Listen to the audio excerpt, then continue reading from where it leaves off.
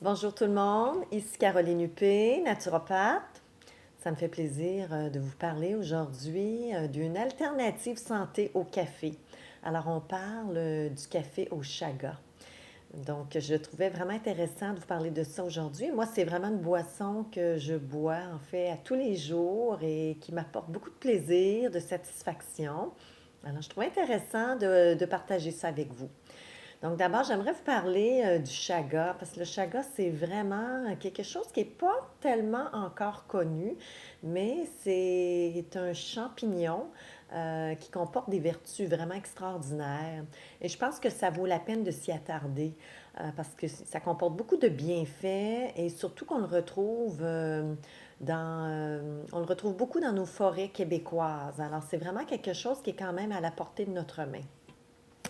Le chaga fait partie des champignons, de champignons médicinales. Alors, il pousse sur un arbre, ce qui est un peu particulier, comme d'autres champignons d'ailleurs, comme le reishi ou le shiitake.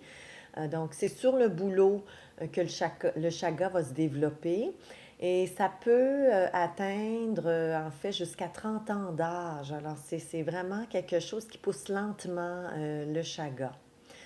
Et on le considère comme le roi des champignons. Parmi là, les champignons médicinaux, le chaga, vous allez en entendre sûrement parler de plus en plus. C'est vraiment un champignon extraordinaire. Alors, c'est ça que je voulais quand même partager avec vous un petit peu plus aujourd'hui. Donc, c'est un antioxydant incomparable. Il y a une teneur de 25% en pigments d'antioxydants, ce qui fait du chaga probablement un des meilleurs antioxydants qui existent. Alors, c'est pas rien ça, hein? À titre de comparaison, là, quand on regarde avec le reishi, lui, il est à moins de 2% en antioxydants. Donc ça, c'est vraiment un avantage extraordinaire en faveur du chaga. Un autre aspect intéressant, c'est sa teneur en superoxyde dismutase, qu'on appelle le SOD, qui est parmi le plus élevé de tous les aliments qui existent et des plantes inclusivement. Alors, le superoxyde dismutase, ça, c'est une enzyme de détoxification et aussi de défense antioxydante. Ça, c'est quand les cellules sont exposées à l'oxygène. Alors, c'est vraiment quelque chose, c'est un composé qui est très, très, très puissant et bénéfique pour le corps. Aussi, chaga, bien, ce qui est intéressant, est-ce qu'on compare à d'autres plantes extraordinaires à cause de son contenu qui est très, très riche en composés vraiment bioactifs incroyables. On a du polysaccharide dedans, des polyphénols, des stérols, des oligoéléments, des acides aminés. Il y a également une teneur en mélanine, bien évidemment sous forme naturelle, ce qui est fantastique.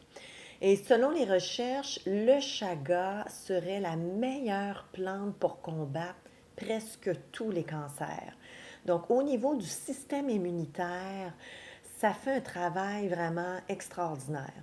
C'est aussi un antitumeur, un antiviral, un antimétastase, un anti-inflammatoire, un antibactérien. Alors, c'est très, très large tout ce que le chaga parvient à faire.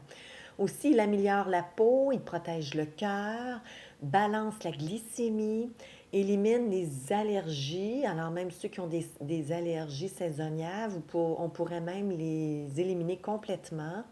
Ça renforce l'estomac, la digestion. Et le chaga aussi fait quelque chose d'assez particulier, c'est qu'il déclenche l'apoptose. Alors l'apoptose, ça c'est une mort cellulaire qui se fait de façon naturelle. Et ça, l'apoptose, on le voit surtout quand une personne réussit à combattre le cancer. Alors, à ce moment-là, c'est l'apoptose qui est déclenchée. Donc, comment on consomme le chaga? Alors, il y a beaucoup, beaucoup d'avis qui sont partagés par rapport à ça, croyez-le ou non, parce que nous, en naturopathie, c'est sûr qu'on va toujours avoir tendance à privilégier de manger les aliments crus sous leur forme la plus naturelle possible. Euh, Par contre, il y a une importante recherche russe qui est venue à la conclusion que c'est pas toutes les façons de consommer le chaga qui sont bonnes.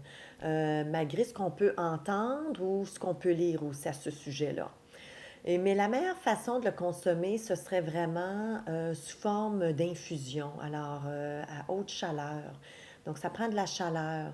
Et c'est préférable à ce moment-là de consommer le chaga, en fait d'éviter de consommer le chaga ou toute autre forme de champignon là, qui pousse sur les arbres, sous sa forme teinture mère, soit en capsule ou même crue. Alors, et là, c'est ça, je vais vous expliquer pourquoi. Alors, c'est assez étonnant parce qu'on pourrait penser à première abord, surtout les teintures mères, que c'est vraiment une façon de le consommer de façon optimale, mais pas nécessairement. Alors, voici ce qui ressort de l'étude. C'est ce qu'on explique, c'est que les membranes cellulaires du chaga sont principalement composées de chitine. Alors, ça s'écrit chitine, la chitine. Contrairement aux plantes, les plantes vertes, normalement, la membrane cellulaire est plutôt composée de cellulose. Alors, ça différencie vraiment le champignon là, par rapport à sa composition au niveau des membranes cellulaires. Ce qui arrive avec la chitine, c'est que c'est un constituant qui est très dur, très rigide. Donc, on le retrouve même beaucoup dans les carapaces d'insectes.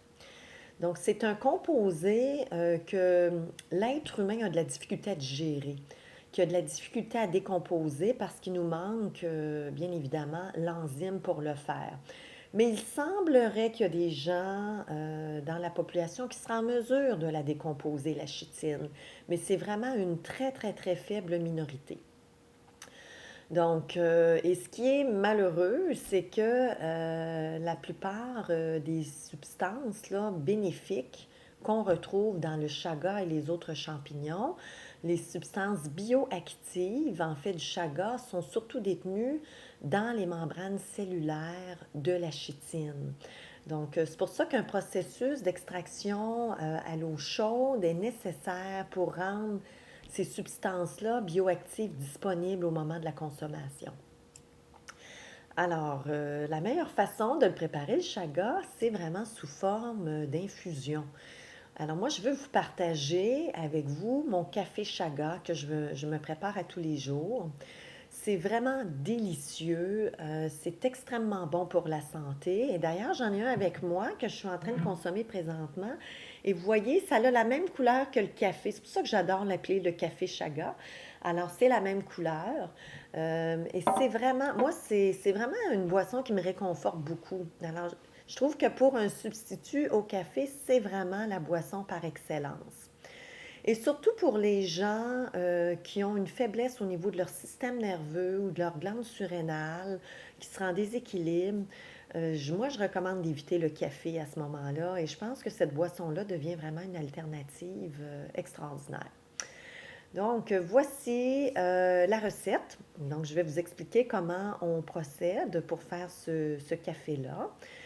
D'abord, pour une tasse de café, moi, je fais toujours venir à ébullition beaucoup plus qu'une tasse parce qu'on va laisser évaporer quand même, on va laisser bouillir pendant environ 20 minutes, 15-20 minutes. Donc, je vais mettre au moins une tasse et demie, on peut même aller jusqu'à 2 tasses d'eau qu'on va faire bouillir. Alors, quand ça vient à ébullition, on va rajouter à ce moment-là une cuillerée à table de chaga en poudre.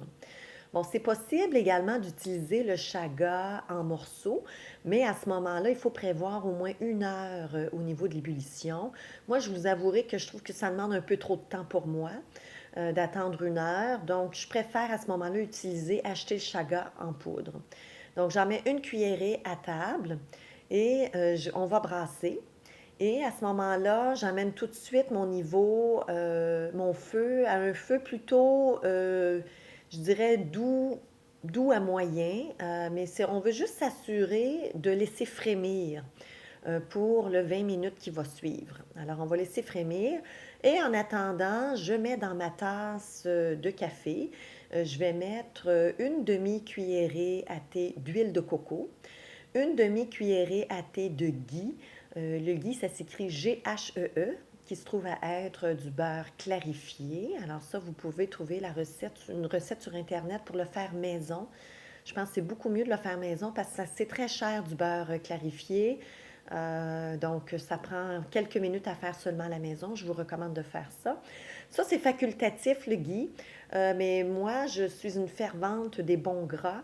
Alors, j'ai beaucoup, beaucoup de bons gras dans mon alimentation. Et donc, dans mon café, au lieu de mettre des substances laitières que je ne recommande pas, je préfère à ce moment-là privilégier de très bons gras qui vont quand même donner une certaine onctuosité au café. Alors, ensuite de ça, on va rajouter une demi-cuillerée à thé de cacao cru bio et également une demi-cuillerée à thé de maca en poudre crue et bio. Alors, c'est ces quatre éléments-là que je vais mettre dans mon café. Alors, après le 20 minutes, moi, je vais tout simplement verser mon infusion dans ma tasse en faisant attention de garder, de finalement éviter de verser également les résidus du chaga. Alors, les résidus du chaga, je le laisse vraiment là, dans, dans mon petit chaudron. Ok, alors, on mélange bien et c'est prêt à servir. C'est vraiment délicieux, c'est onctueux, c'est chaud. Moi, j'adore cette boisson-là. On peut en prendre autant qu'on veut dans une journée. Ce qui est bien, mais il faut quand même faire attention, on met du maca. Alors, le maca, on en met une cuillerée à thé, ça va. Et ce qui est bien avec le maca, c'est quand même un certain stimulant. Le maca va venir vraiment aider beaucoup à stimuler vos glandes surrénales, vos glandes sexuelles également. Donc, il travaille beaucoup au niveau glandulaire et c'est vraiment le maca, quelque chose, une racine qui est très, très, très intéressante là, pour donner de la force, de l'énergie, de la vitalité. Alors, je trouve que pour remplacer ça par le café, c'est vraiment une bonne idée à ce moment-là de faire ça. Donc, j'espère que vous allez apprécier autant que moi le café Chaga et que ça va devenir pour vous une habitude très régulière que vous allez même faire, que vous allez pouvoir faire à tous les jours. Alors, j'espère que vous allez apprécier. Donc, merci de m'avoir écouté et j'espère vous retrouver bientôt pour une prochaine vidéo. Merci tout le monde.